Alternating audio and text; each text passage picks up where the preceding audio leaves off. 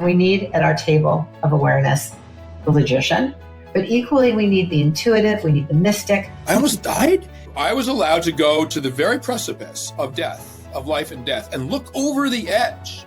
And I was allowed to behold what was there and allowed to come back. Most people aren't. When we talk about being aligned with ourself or being aligned with our soul or hearing our higher self, that's really what we're talking about, is being connected to that divine part of ourself, that light-filled part of us that is connected to God energy, that is connected to everybody here and every experience we've ever had. If more doctors, more professionals can open up to use intuitive gifts in their work, that's really important. Hi, I'm Dr. Amy Robbins, and welcome to Life, Death, and the Space Between. I'm a licensed clinical psychologist and medium, and here we explore life, death, mediumship, near-death experiences, consciousness, and what it all means.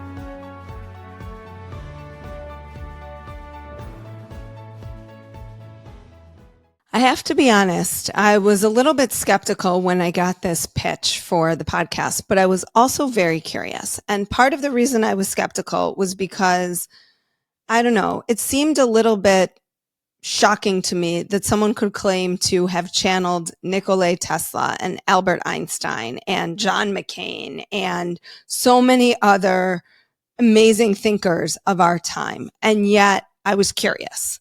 And so here I bring you an episode with John Thomas, who he and his wife have been working with a channeler to collect this information about climate change and what those on the other side, some of those brilliant souls, are thinking about what's happening in our planet now. Now, I know you might be thinking right now, this is not even to be believed. I'm not buying this. I just invite you to be curious, to lean in, and to think about if this is at all possible. So with that, I bring you today's interview with John Thomas. Welcome, John, to Life, Death, and the Space Between. Well, it's a pleasure to be here. Thank you. So we are going to have quite an interesting conversation today. You work with your wife and a channeler, Sam, who channels many well-known spirits, people who were well-known humans that are now on the other side. Can you just kind of give us the background here as to how this unfolded for you, someone who is not coming at anything from a very spiritual background originally, but how did this process happen? So the short story here is that my wife, Carolyn Thomas, she's the inspiration for this book. And she was friends with Sam Larkin, who is the channeler. Now, Sam is not a professional channeler, but Sam in her early years, her childhood and growing up, she knew she had some skills. She had animal intuitive skills. She could see things when animals were in distress that no one around her could see. But you know, and so she would occasionally help people that had problems with animals. And this is how Carolyn actually met her. We're having some problems with the cats in our house. And so through a friend, she got together with Sam and they did some work telepathically with the animals, and it really helped. And later they became friends. And then at one point, Sam told Carolyn, I'm getting high vibration messages. I don't know from who or from where, but they're for you. This I know for a fact, they're for you. And so those two got together on a channeling session, and what came through Sam for Carolyn was someone that we will call Baba. It was an entity on the other side, and they were ended up being able to have conversations. And what's interesting about the way Sam channels is she is what we would call a voice channeler. Typical channeling, you might tell the channeler, I want to connect with this soul, ask these questions. The channeler will ask the questions and then relay the information back to you. Now, we're not channeling experts here, but we know this is intuitive channeling. But what Sam does is voice channeling. And in this case, the soul actually comes in and takes over Sam's vocal cords, essentially takes over Sam's persona. And you can end up having direct conversations. Carolyn can have direct conversations with Sam through actually to the soul. And it was a dialogue back and forth with no intervention at all from Sam. And in fact, after these sessions, Sam would really recall nothing of the interview. We would tell her what happened on the interview. But what was remarkable is when the souls would come in, for instance, John Muir, when he came in, and all of a sudden we started hearing the Scottish accent out of Sam. Sam lives in California. She has no accent unless you call us out here in California. We have some sort of accent. Mm-hmm. And then Nikola Tesla, it would be a very Eastern European. It was fascinating. And some of these audio excerpts are actually on our website at channelmessagesofhope.com.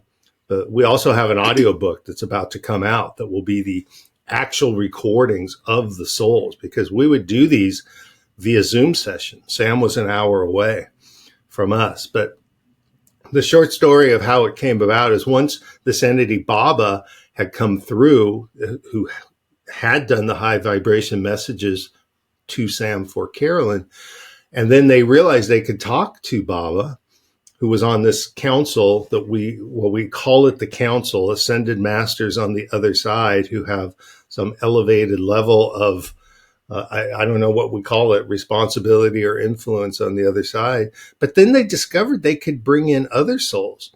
And so they had certain conversations with people like David Bowie and some others not in the book. And then Carolyn had an inspiration, and she thought, if I can have conversations with these souls in this way, I could bring in whatever the appropriate soul was, and I could create messages of hope, because she was greatly, concerned about what's going on in our world. It's not just environment, and we're a divided country. There's wars everywhere. We have famine. We have all these things. And so she started thinking, like, this could be a really interesting idea. And she wanted to talk to Bob about that. So when Sam, then they did a session, and Sam brought in Baba, and Baba said, well, by the way, that is not your idea. That is an idea from the council. Your inspiration was actually given to you by the council. And what we want you to focus on in this theme is the environment, because the earth is very upset right now and having a lot of trouble. And so we want you to concentrate on the environment. And that's really how the whole thing started. So, okay, so Baba is maybe the speaker for this entity called the council, because I've heard other people also say they have channeled the council. And my question is everybody's council the same group of light beings? Do we know that? Like, how does this kind of work itself out here?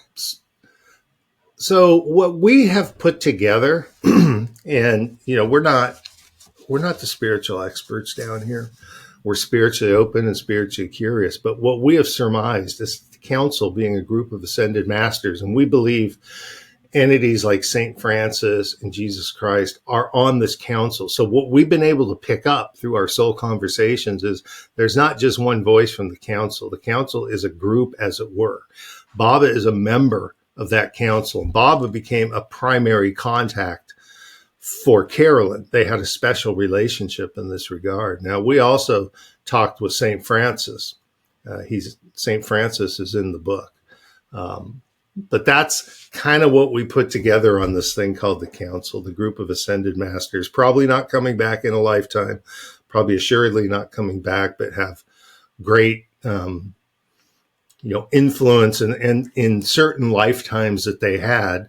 And we've come to realize that these souls have had many lifetimes, and there is one when they get to the end, and they're not going to come back in a lifetime. They have fully ascended, and we believe that the council is a group of fully ascended masters. That's the best we can put together on. So when you say like Jesus Christ is on this council, maybe someone like, I don't know, Mother Teresa or something, does that mean that, because I've also heard people saying that they channel Christ consciousness, or they've been able to channel Jesus. Does that mean that Jesus only exists on this council, or that Jesus also exists as its own entity to channel? Again, this is what we've been able to put together. I believe that the souls on the other side, they are energetic beings. And there's the soul, and then there's the lifetime that we have here.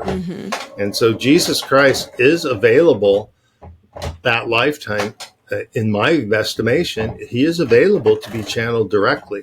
What we saw is that the council was working together. It's a group that works together, but it's a group of individual souls. So they are independent in a sense and available. So if St. Francis is on the council, which we fully believe, and we would ask these souls, and they were somewhat cagey about revealing too much, but we could converse with St. Francis directly. We can converse with Baba directly. And we know that this council, this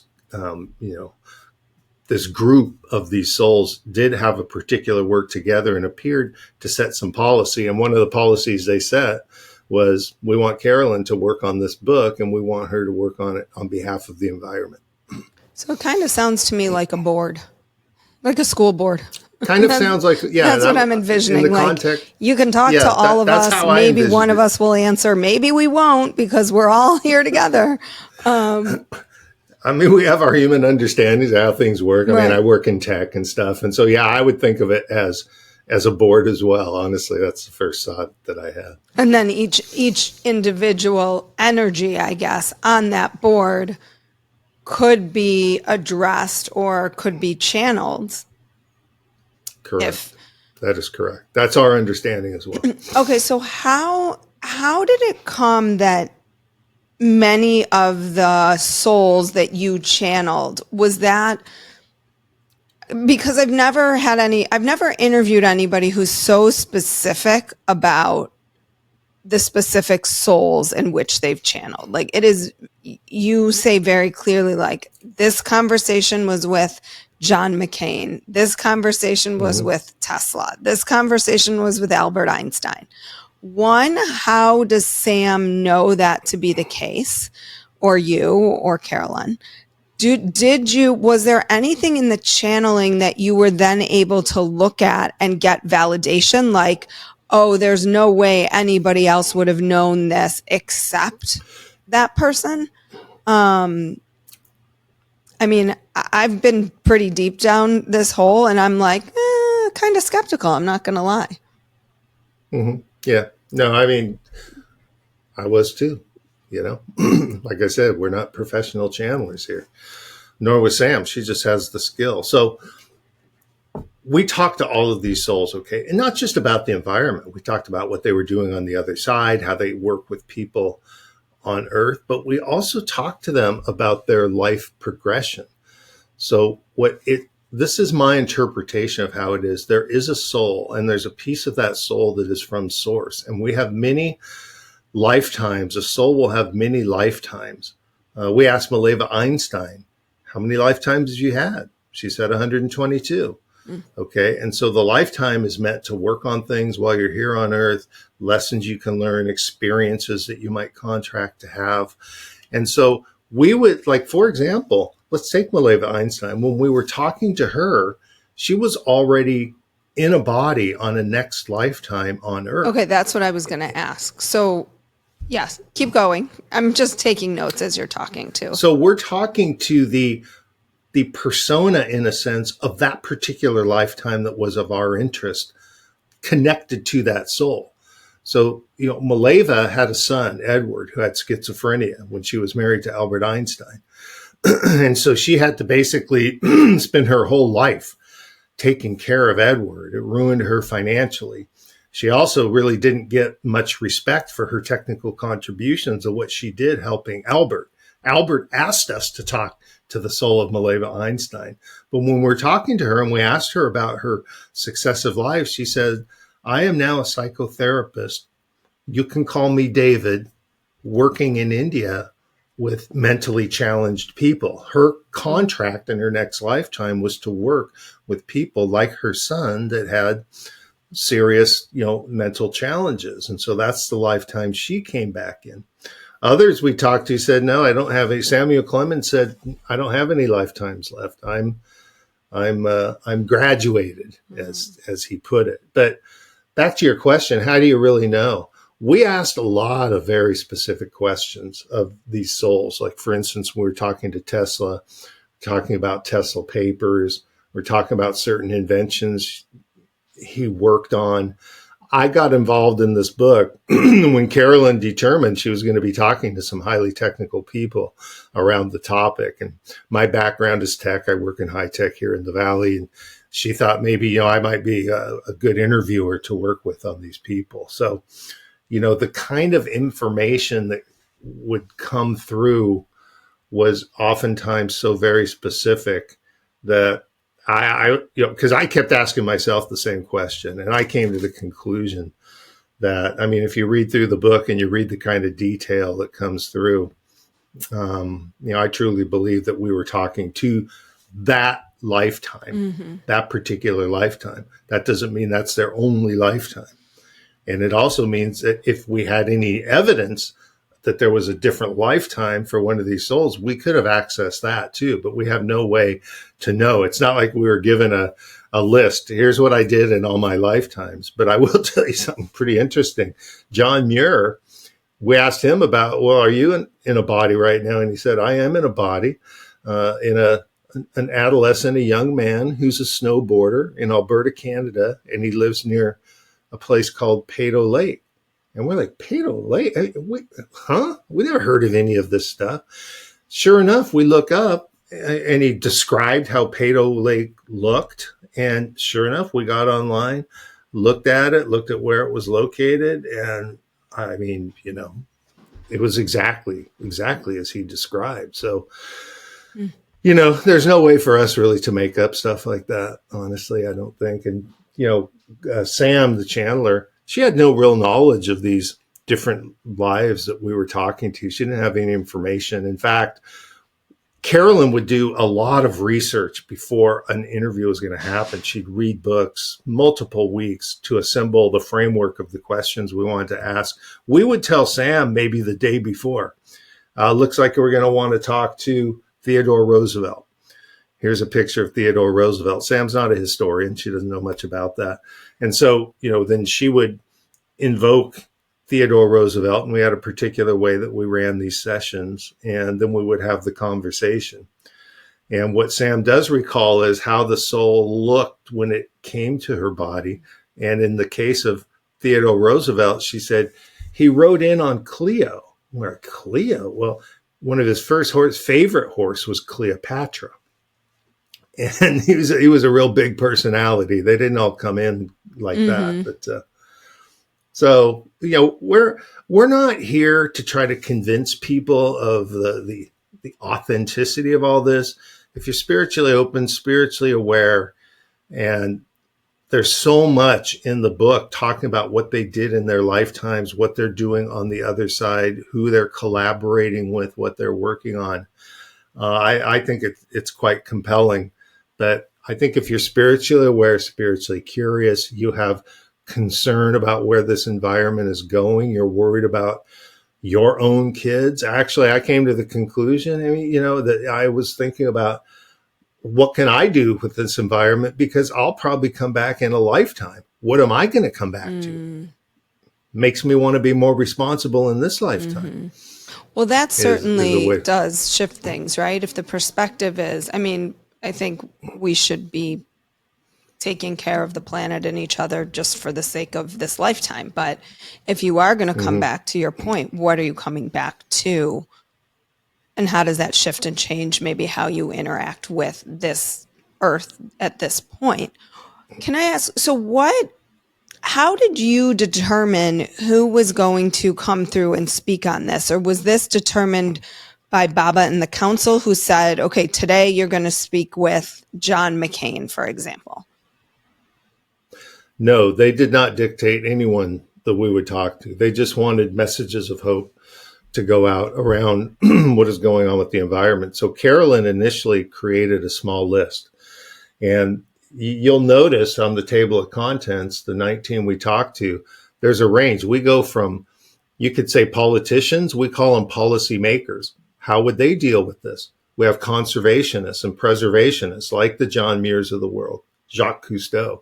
Then we go over to spiritual leaders like Wayne Dyer and St. Francis. And oftentimes, it was a short list to start, but we would always ask the soul at the end, who else should we be talking to on this topic? And like, for instance, Charles Keeling, he was the first one that discovered there was a link to the greenhouse gas concentrations in the air and how it affects global warming. He said, you got to talk to Jacques Cousteau. I said, oh, okay, well, that seems obvious, but he wasn't on the list. Theodore Roosevelt said, I want you to talk to John Muir. Theodore Roosevelt he really established our national park system under a lot of influence from John Muir. Like I mentioned, Albert Einstein wanted us to talk to Mileva.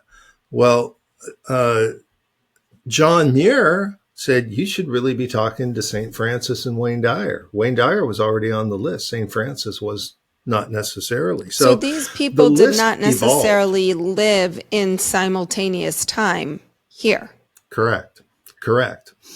But what we see is they all have a perspective and an observation of what's going on now, probably energetically. And if you go all the way over to the spiritual leaders like the Wayne Dyers and St. Francis, what we learned is that, St. Francis would teach us that we are all one. We are all connected, not just people to animals, to plants, to Mother Earth itself, to the oceans. These are all energetic souls, and we're all connected.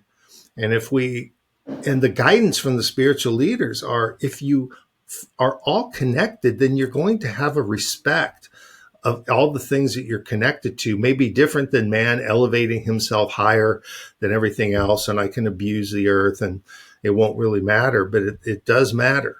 And when the earth is angry, when the soul of the earth is angry, you're going to get, responses in some of the things we're seeing, which are extremes and certain weather patterns and things like that. But John Muir said something very interesting. He said, if you would just treat this environment like a church and treat it with that level of respect, it's a lot about the approach that we have in how we deal in the world around us. And if we understand we're connected to everything, like I can look out my window here and I see trees and I see grass in a park.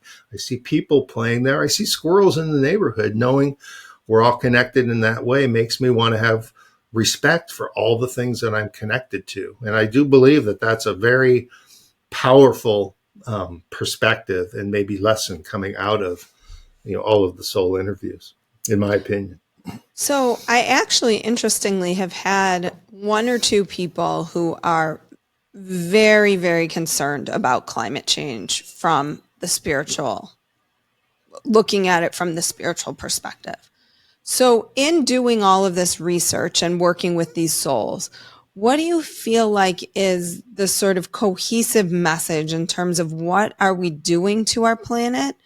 Are we going to destroy our planet? What can be done to stop it? Because it seems like there's not yet that kind of groundswell of support for the planet. Mm-hmm. Yeah, and you can go all the way to the other side, to the climate deniers that will say, "Oh, there's nothing going on; it's just weather." We have a response, right? Weather cycles. We're just in a bad cycle of bad weather, whatever it might be. Yeah, and so Wayne Dyer, let's take it to the high level. He would say that the earth feels angry, but this is a reflection of man today in the way that man treats each other. People are very divided. People are angry. And in a sense, if we don't treat the earth well, the earth is angry also. So, well, if you believe in the collective consciousness and the general vibration, right? It's certainly, it certainly feels that way. It's been a while since I've talked to you about what I'm up to. I want to first start by thanking so many of my supporters who have supported me on Patreon and in my Circle community.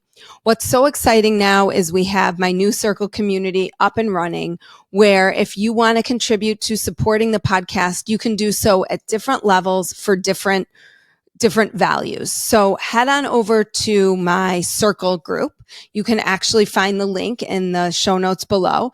And there's opportunities to continue to support the podcast. And I have to say, Your support of the podcast is frankly what has kept this podcast going over time. I have been funding the podcast solely by myself. I get a little bit of money in advertising dollars, but not a lot. So anything that you can give, if you have found value in this podcast, and it's not just giving without anything back, I will give back to you. You will be a part of this community with opportunities for discounts and conversations and ask Amy anythings. But it's a great opportunity for you to support what hopefully has helped you over the many, many years. Also, there's so many other ways now that you can work with me.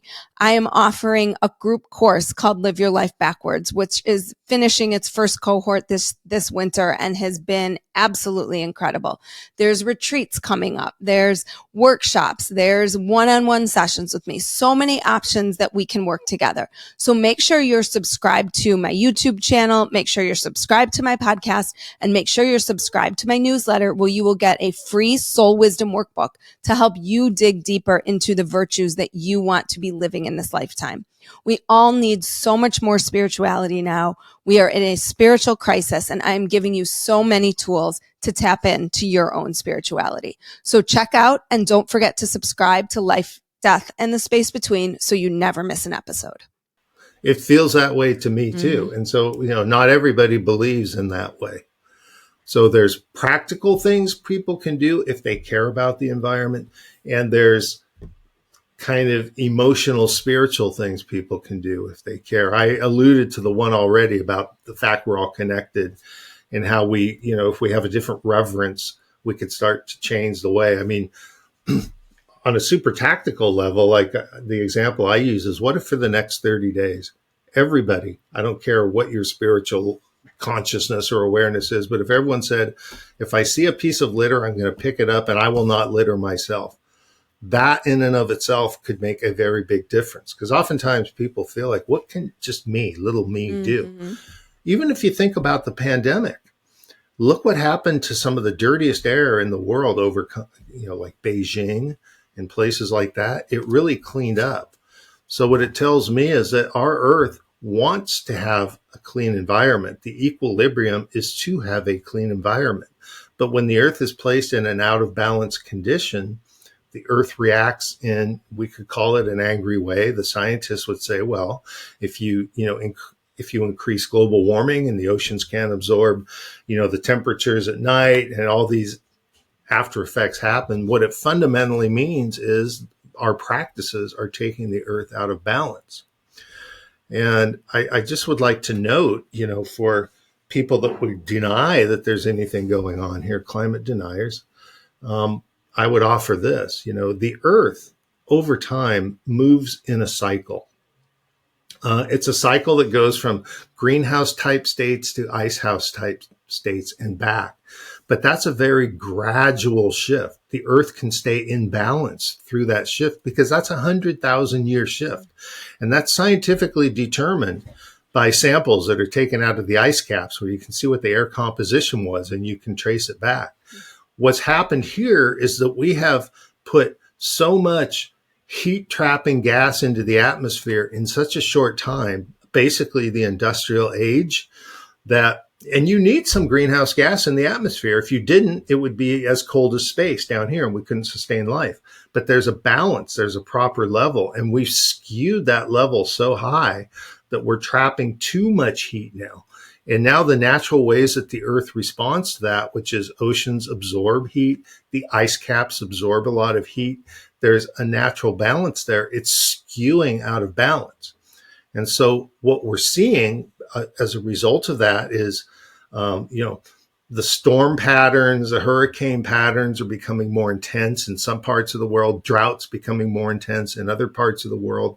We essentially have an out of balance situation, and the Earth is reacting because, it's kind of like, if you have a weekend, maybe you went out a lot, you didn't sleep much, you ate really bad, and then on Monday you just don't feel very good. You've put your body out of balance. And so we naturally, then we clean up our diet, we get some exercise to bring us back in balance.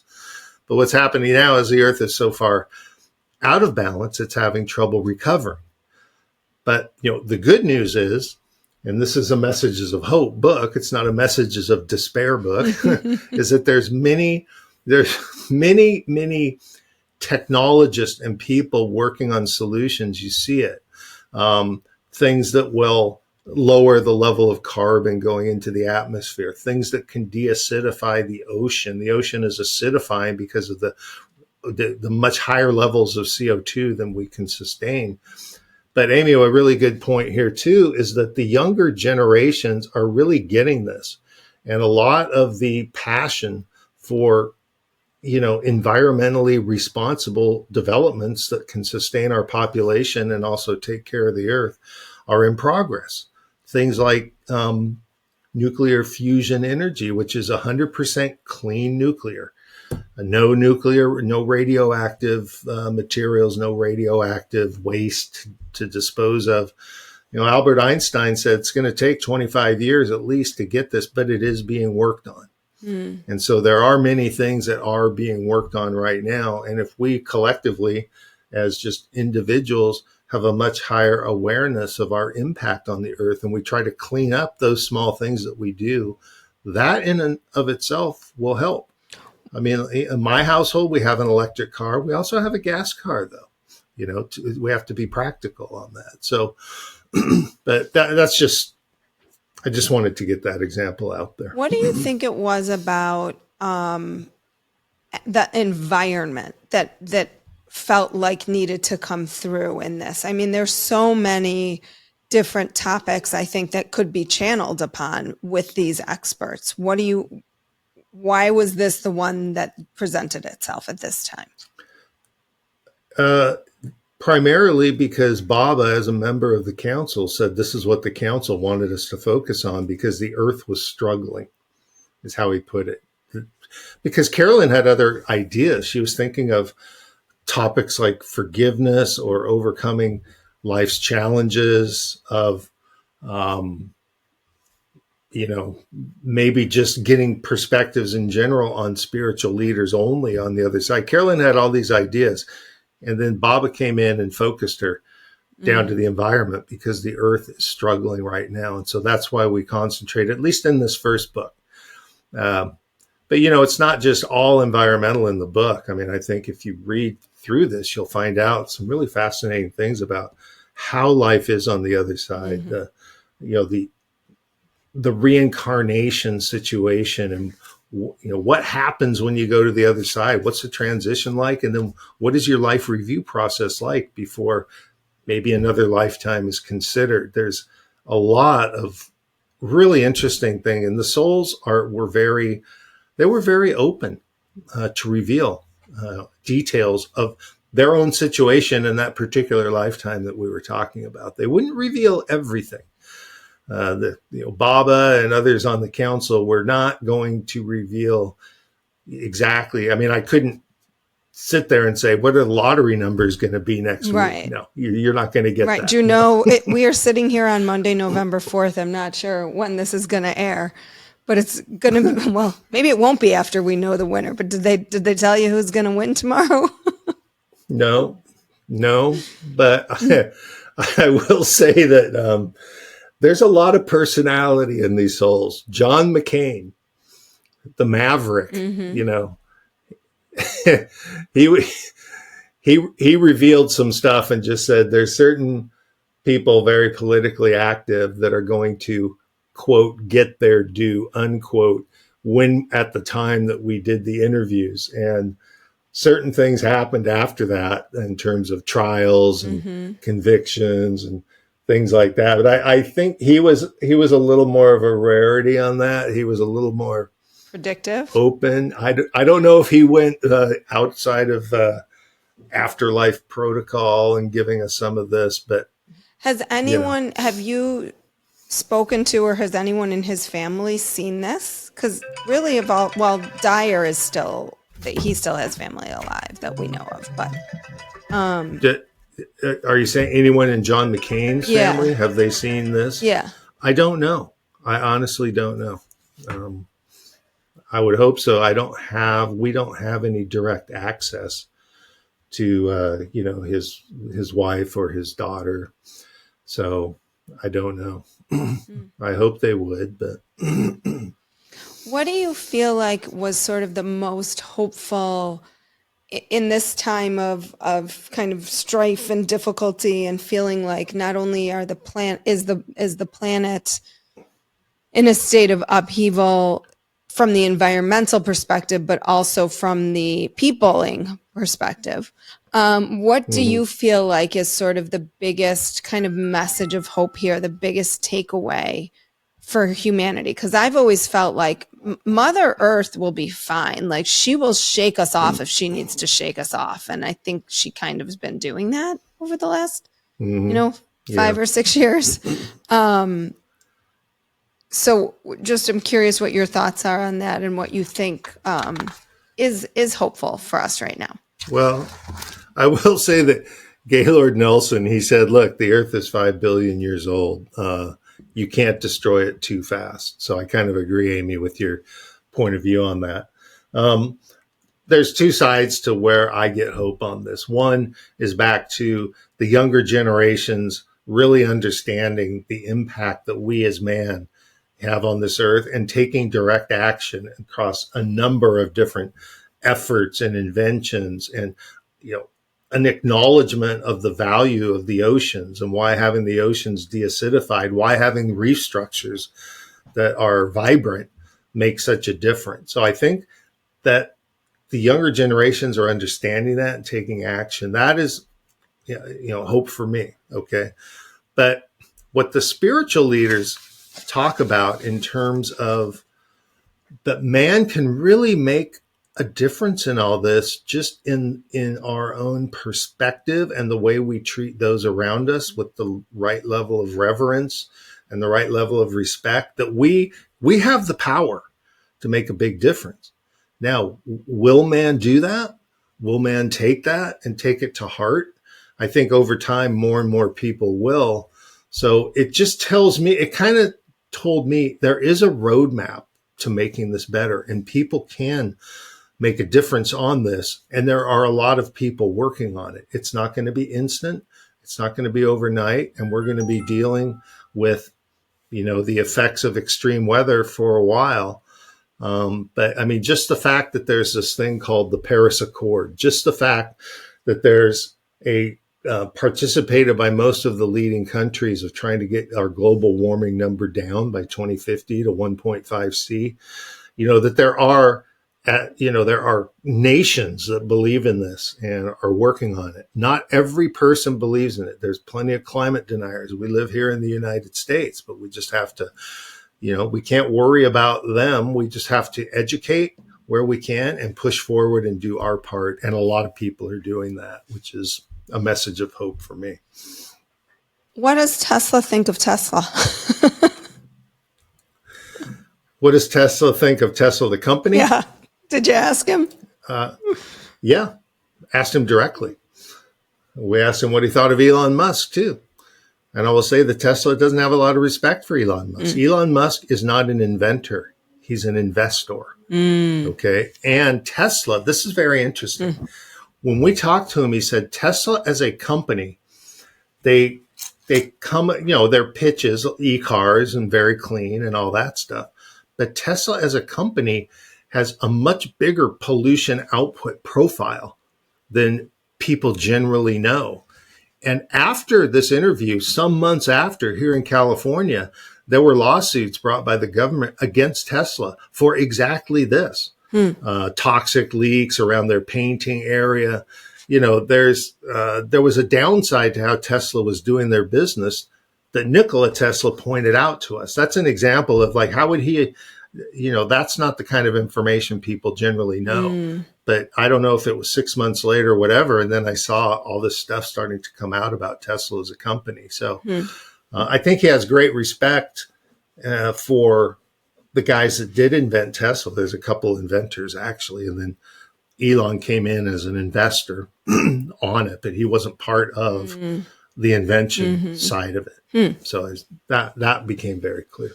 Who was the soul that you felt like the most profound kind of information came through, or the biggest like ahas for you? Yeah. For me, I mean, I lean toward the spiritual leaders because they kind of close the loop in my mind on the we are one, especially St. Francis, and especially the way Wayne Dyer pointed out, what the earth is a reflection of how man is treating man. So that perspective was really important for me. It really changed the way I thought. Now, when you talk to, like the preservationists and conservationists who, really kind of educated about what the younger generations are doing, what the inventions that are in play and the impact they can make, such as nuclear fusion, such as harnessing wind in a way that's safe, for the environment, for the animals and things like that.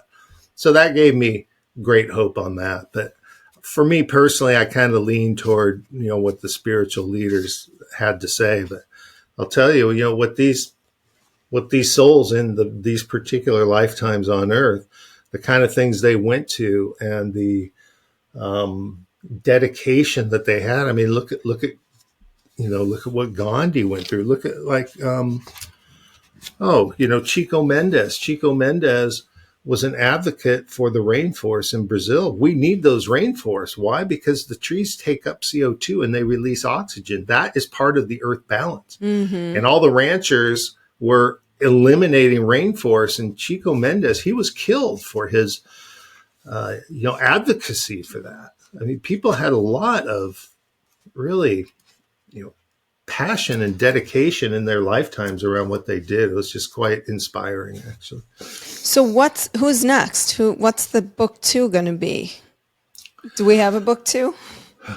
We certainly need more messages of hope. That's for sure. Yeah, I would agree. Every message of hope is appreciated around here. But I think things like for Carolyn, one of her favorite interviews was with John McCain. And we talked about John McCain and his life as a POW, which was a horrific 6 years he survived in the worst kind of conditions. And yet, he didn't break. And then he came out and dedicated his life to public service. So, inspiring people that overcame significant challenges, how they did it, their mindset to get through it so that they could come out the other side and be productive and have successful lives. That's one option.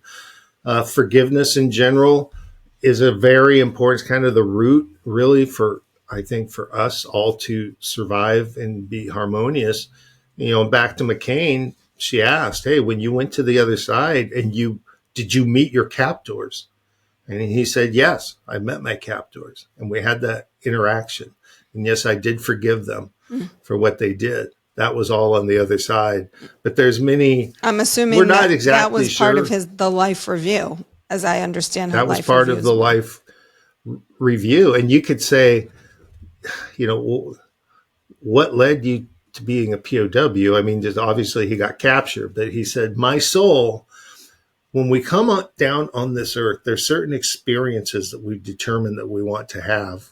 We may not know them, but John McCain's soul wanted him to have that experience. He's kind of the maverick. And as he put it, it's in the book, his soul said, just go for it. And he did. Other souls had different review processes. Like take Ronald Reagan, in his review, he said, when I was on Earth, I never really put forward a very authentic Ronald Reagan. I was always kind of hiding behind things. And when you look at his history, he was an actor and he was a politician, that kind of makes sense. Yeah. And he said, in my next lifetime, I want to go back and be really authentic and put out, the true persona. It's interesting that you say that because I was just listening to a podcast this weekend on the bullshitters of politics, and he was named as, they all are, frankly, but he was named as one of them. And they just talk about how over time that's it evolved to where we are today, but that it's sort of always been there. And they talked about Ronald Reagan and how he used to bullshit his way out of things. And why did we want to talk to Ronald Reagan? The reason is when he was governor of California, he was very pro on environmental issues. Then all of a sudden he's president and he's not moving on the environmental issues. We want to understand that. And I think it comes right, Amy, kind of part and parcel what you just said there. He got in as president. It's like, oh, I have to keep a lot more people happy here. So maybe I'll modify my viewpoint as opposed to, just staying the course. Like a Theodore Roosevelt, nothing changed his mind from I have to keep people happy. I mean, he just jammed stuff through. So do your friends in your tech job know that you do this on the side? Very few. I mean, to appreciate what we have here, you have to be spiritually open and spiritually curious. Not everybody is. And Wayne Dyer told us, I don't think this is in the book, but he goes, hey, if you write a book for everyone, you're writing a book for no one. So our audience is the kind of audience that will appreciate the souls that we talk to and the nature of the communication. So it's not the global audience. So no, I mean, there's a lot of skeptics out there that would just look at this and go, oh yeah, come on. Right. But the people that are more, let's say, more evolved, more open, I will say, will really get it. And that is our target audience. And when you look at, the people that have acted as, endorsed, referenced the book, people like James Von Prague and others that are very notable, in the space.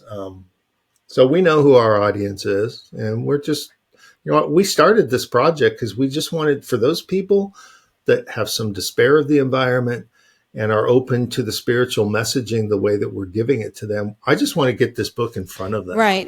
That's actually where goal. I kind of appreciate it all, and where I'm more willing to say, it's certainly more possible than not, is that your intention behind it is not to bring people into some cult of, environmental soul channeling and charging them gajillions of dollars to listen to these soul channelers and what you're supposed to do. It's really about, can you spread this message of hope based on the information you've received? It's our number one goal. And, I will just tell you this, I have my own career over here. I run a startup company. We're actually making environmentally sustainable equipment for the food industry. It's food tech. I'm not worried about per se making money with this book. I'm more interested in circulation. And so we made a lot of moves that are pro on the circulation side. And as I mentioned, we're working on an audio book.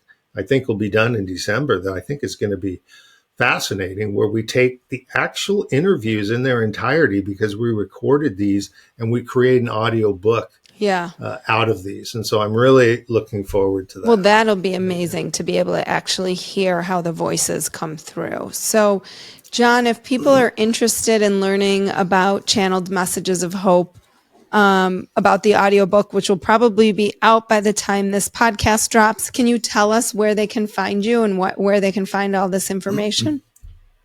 One way, good way is our website, www.channeledmessagesofhope.com, all one word. We also have a Facebook page. And on the website, you can hear right now some of the audio excerpts. When we do the audio book, it'll be the same souls talking, but the audio is cleaned up in a better way. But you can get a feel for it, from the website. And, through those two mechanisms, of course, we're on Amazon.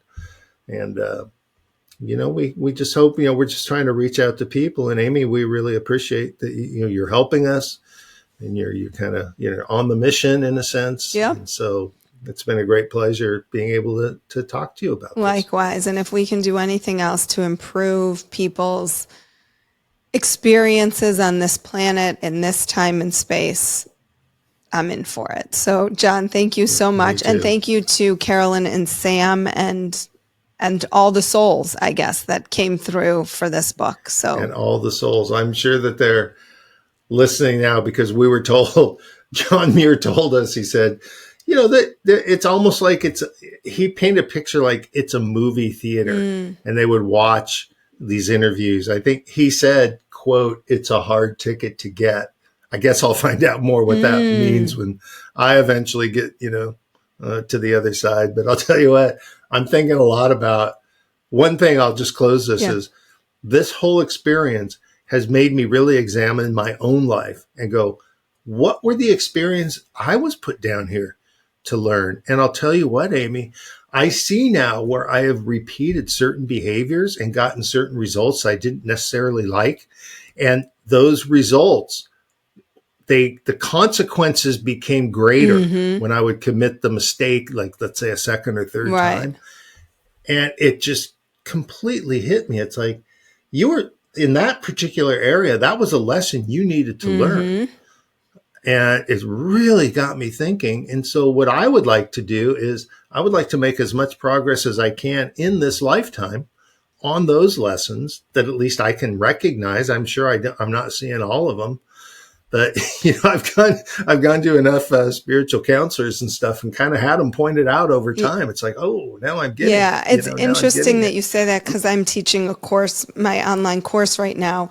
And this is one of the big things we focus on, is looking at like past life, soul contracts, and lessons in this life that repeat themselves, to think about, okay, what are you, there's something in here that you need to be paying attention to, and really looking at it from both the psychological perspective, but also the spiritual soul perspective, to continue to grow your soul. So when you're coming back, you're not coming back working on the same thing over and over again. I mean, exactly. And I hope you have a lot of people in that class, because that is a tremendously powerful perspective. Yeah. If you can take it, you get people, it's like, I don't know why this is happening over and over. I get into this bad relationship. It's the same thing. And well, there's a lesson. There's a lesson there. Yeah. And, let's hope I can identify as many as possible so I don't have to repeat. I want all new experiences, great experiences. I know, me too. Lots of chocolate. It's not always how it works. And sunsets, I think. Lots of chocolate and sunsets. There we go. Well, John, thank you so much. This was just such an interesting conversation. And I'm just grateful that you're willing to take this risk and put this information out there, because it's very, very interesting. And, I was a little bit skeptical in coming on and talking with you today, even though I'm pretty well trenched in all of this, but it definitely shifted things for me. So I appreciate you taking that time today. Oh, well, we're putting it out there. My personal philosophy is fearless, not reckless. I put it out there, and I put it out there with all of the, the corroboration. People can make their own decisions, but, we just want those people spiritually open, curious, care about the environment. I think there's something in it for them. Yep, absolutely. Well, thank you. Okay. Thank you so much, Amy. Like what you heard today and want to hear more? Wondering what comes next and what it all means? Head over to Apple Podcast, Spotify, Stitcher, Google Play, or anywhere you get your podcasts and hit subscribe. Also, if you could take a minute to rate and review my podcast, I would really appreciate it. Stay tuned as we continue to explore life, death, and the space between.